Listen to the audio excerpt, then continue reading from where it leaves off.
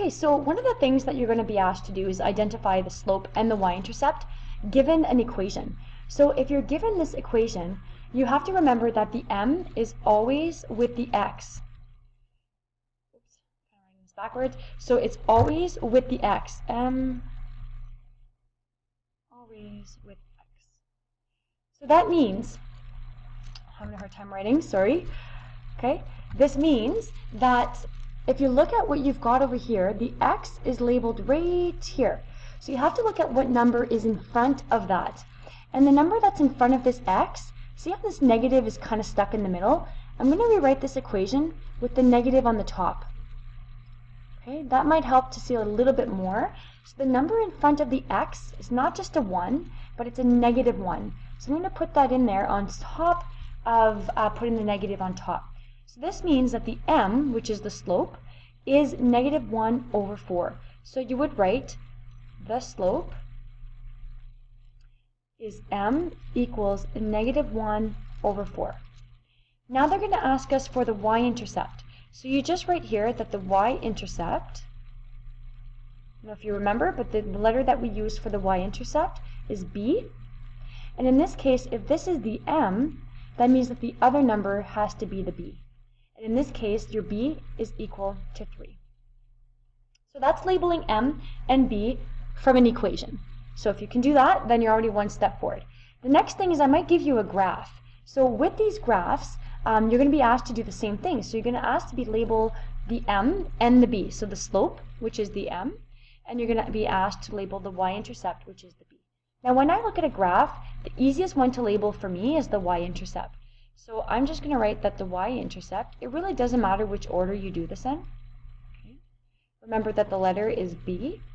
And we're going to go along our y-axis, which is the vertical axis right here. And we're going to see where this line, the red line, intercepts the y-axis. And it actually intercepts right over here. And this value on the y-axis is negative 3. So we can say that the y-intercept is b equals negative 3.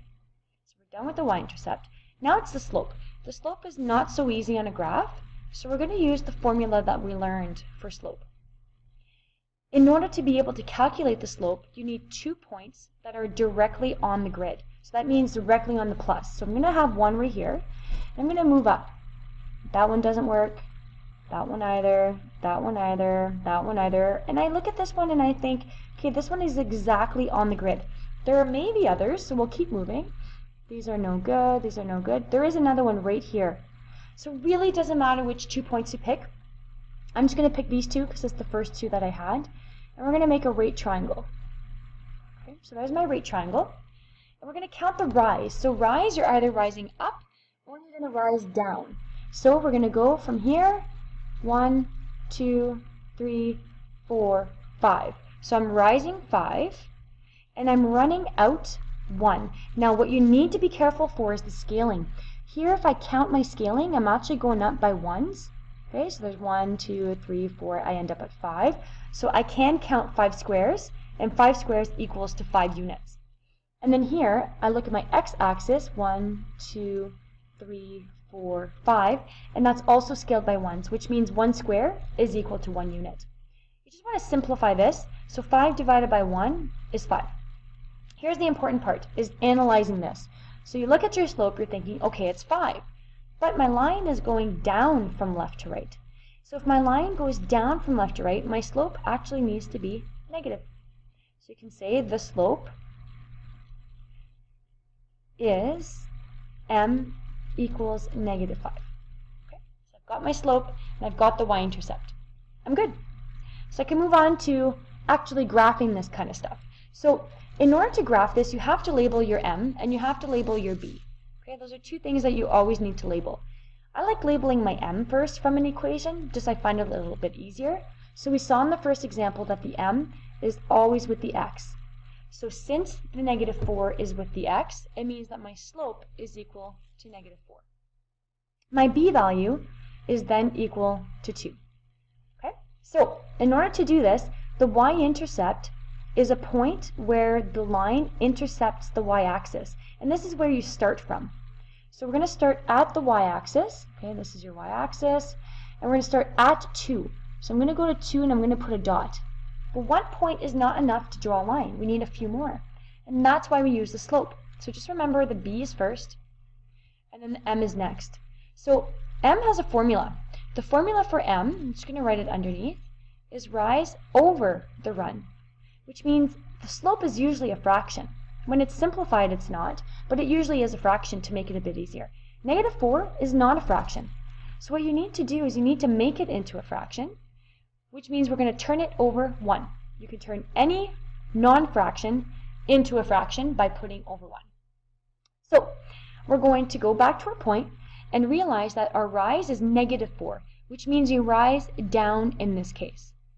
Okay, so we're rising down, and you always run to the right. Always. You'll never go to the left initially. Okay, so remember that. You'll never go to the left right from the start. So we're going to go from our starting point. We're going to go down 4. So there's 1, 2, 3, 4. And then we're going to go over 1 and put a new coordinate. Down 4, over 1, put a dot. Down 4 again, and over 1. The only problem is that all my coordinates are in the 4th and 1st quadrant. So what I want to do is I kind of want to have some more going up here into the 2nd quadrant. So instead of going down 4, I'm going to go up 4 instead of going to the right, because that wouldn't make sense. If I put a point here, it's going to be like a broken line. And the lines that we're working with are all continuous. Can I have your attention, please? Okay. So we're just going to go ahead and draw a line here going through this.